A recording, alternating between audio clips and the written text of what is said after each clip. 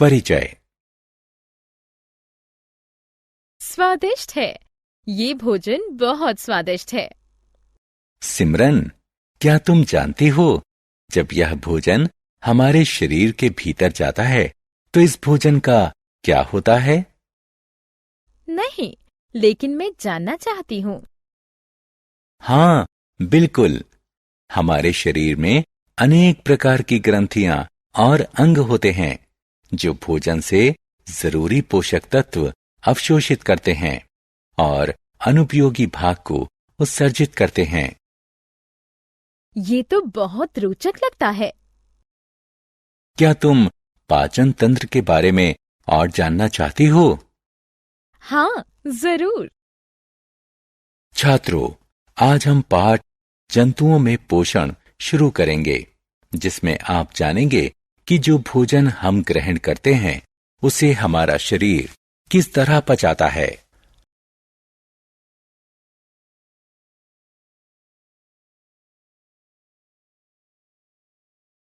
उद्देश्य। इस पाठ के अंत में आप निम्न करने में सक्षम हो जाएंगे: पाचन तंत्र को परिभाषित करना, आहार नाल के अंगों को परिभाषित करना, यह जानना कि आहार नाल के विभिन्न अंगों में पाचन क्रिया किस प्रकार होती है, घास खाने वाले जंतुओं में पाचन क्रिया की व्याख्या करना, अमीबा में आहार ग्रहण करने और पाचन के बारे में जानना।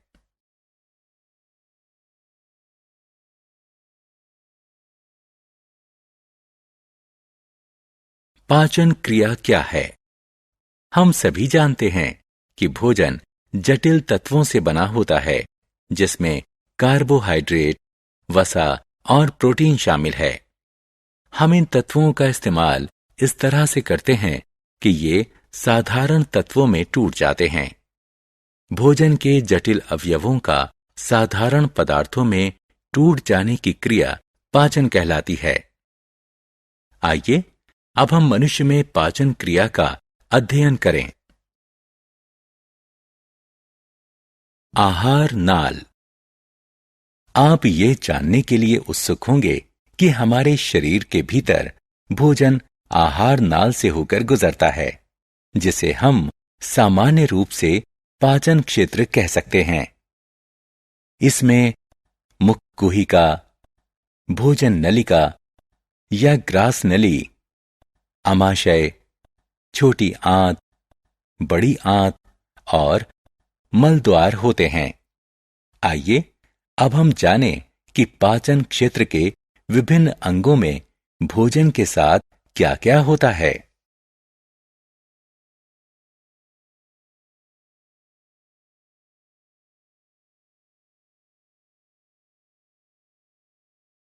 मुख गुहिका। भोजन दो प्रकार से टूटता है: यांत्रिक पाचन और रासायनिक पाचन। जब हम भोजन को अपने दांतों से चबाते हैं तो भोजन टूटता है, जिसे यांत्रिक पाचन कहा जाता है। भोजन का रासायनिक रूप से शरीर के अवशोषित करने लायक अणुओं में टूटने को रासायनिक पाचन कहा जाता है। दोनों प्रकार का पाचन मुंह में होता है। यांत्रिक पाचन के रूप में भोजन हमारे मुंह में छोटे छोटे टुकड़ों में टूटता है और हमारे मुंह में लार ग्रंथियों द्वारा निर्मित लार स्टार्च को शर्करा में बदलती है। भोजन के शरीर के भीतर जाने की यह प्रक्रिया अंतर्ग्रहण कहलाती है। ग्रास नली। जब हम भोजन खाते हैं तो यह मुलायम हो जाता है, जिसे हमारी जिह्वा द्वारा ग्रास नली में धकेल दिया जाता है। ग्रास नली लंबी ट्यूब जैसी होती है जो गर्दन से सीने तक होती है। इन्हीं भित्तियों के हिलने से भोजन आमाशय में पहुंच जाता है।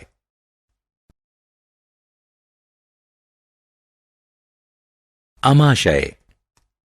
आमाशय आहार नाल का सबसे मोटा अंग होता है। यह चपटे यू के आकार का भित्ति युक्त बैग होता है। अमाशय के भीतर भोजन में हाइड्रोक्लोरिक अम्ल सहित पाचक रस मिले होते हैं और इसे मथा जाता है। ये रसायन प्रोटीनों को साधारण तत्वों में बदल देते हैं। श्लेष्मा की परत हमारे अमाशय की अम्लों से रक्षा करती है। छोटी आंत। लगभग 4 घंटे बाद अमाशय में भोजन अम्लान यानी काइम में बदल जाता है और छोटी आंत में चला जाता है। छोटी आंत हमारे पाचन तंत्र का सबसे लंबा अंग है। इसकी लंबाई लगभग 7.5 मीटर होती है और इसकी संरचना कुंडली जैसी होती है। इसमें भोजन के अधिकांश पोषक तत्व अवशोषित होते हैं। यकृत और अग्नाशय की भी पाचन में भूमिका होती है। यकृत के पित्ताशय में पित्त रस होता है जो वसा के पाचन में सहायता करता है, जबकि अग्नाशयी रस प्रोटीनों एवं कार्बोहाइड्रेट को तोड़ता है।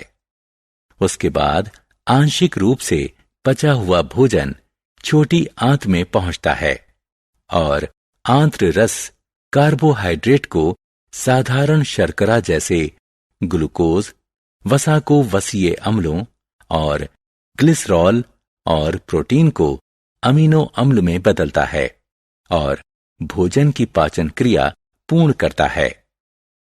अब पचा हुआ भोजन रुधिर प्रवाह में पहुंचता है। हम इस प्रक्रिया को अवशोषण के नाम से जानते हैं।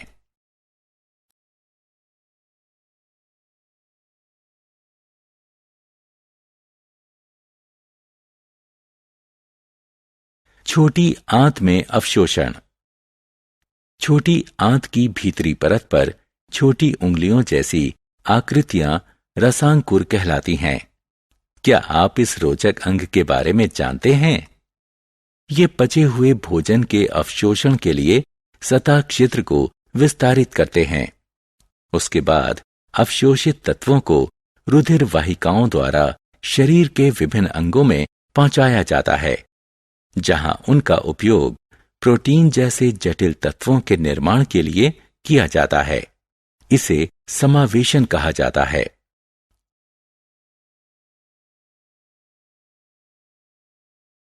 बड़ी आंत। जब काइम बड़ी आंत में पहुंचती है तो यह बिना पचे हुए भोजन से अधिकांश जल व कुछ लवण अवशोषित कर लेती है। यह चरण महत्वपूर्ण है क्योंकि इसके कारण हम निर्जलीकरण, डिहाइड्रेशन से बचे रहते हैं। एक बार जब अधिकांश जल अवशोषित हो जाए तो ठोस अपशिष्ट बड़ी आंत के अंतिम अंग मलाशय में चले जाते हैं और मल पदार्थों को मल द्वार के माध्यम से बाहर निकाल दिया जाता है। इस क्रिया को उत्सर्जन कहा जाता है। तो इस तरह मनुष्य की पाचन क्रिया पूर्ण होती है।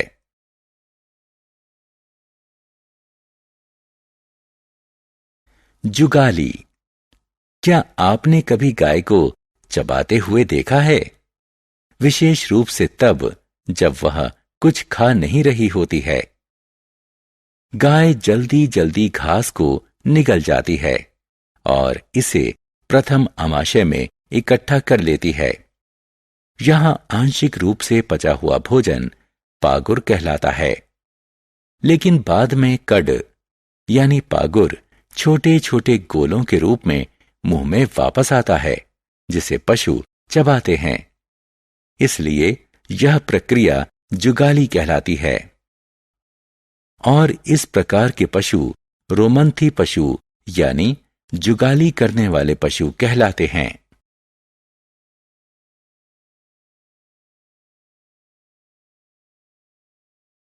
अमीबा में पाचन क्रिया। आपको जानकर आश्चर्य होगा कि कुछ निश्चित प्रकार के जीव होते हैं जिनमें ना तो मुंह होता है और न ही पाचन तंत्र। इसके बावजूद वो भोजन पचाते हैं। अमीबा ऐसा ही जीव है जो तालाबों में पाया जाता है।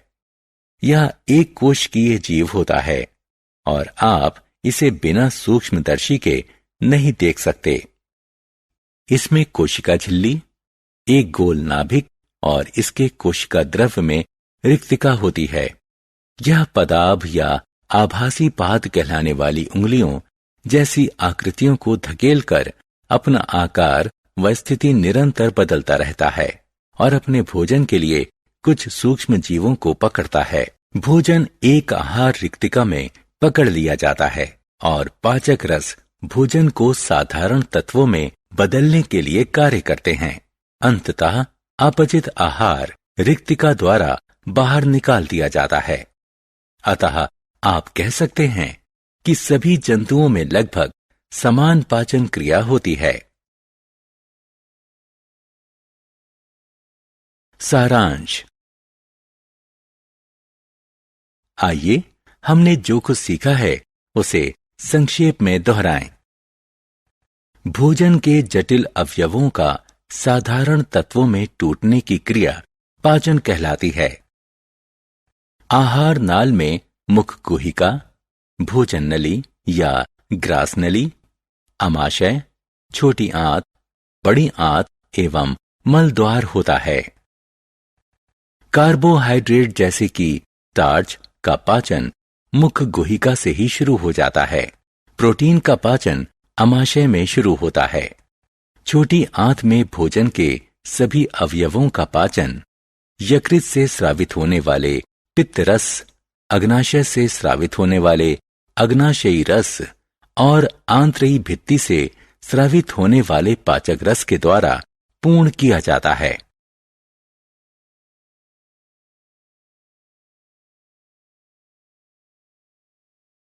अवशोषित तत्वों को शरीर के विभिन्न अंगों तक पहुंचाया जाता है। बड़ी आंत में अपचित खाद्यों में से जल और कुछ लवण अवशोषित कर लिए जाते हैं। अपचित खाद्यों को मल द्वार के माध्यम से शरीर से बाहर उत्सर्जित कर दिया जाता है। घास चरने वाले पशुओं जैसे गाय, भैंस और हिरण को रोमंथी कहा जाता है। वे शीघ्रता से घास निकल जाते हैं और अपने प्रथम आमाशय में एकत्र कर लेते हैं। बाद में यह घास छोटे छोटे पिंड के रूप में मुंह में वापस आती है, जिसे ये चबाते हैं।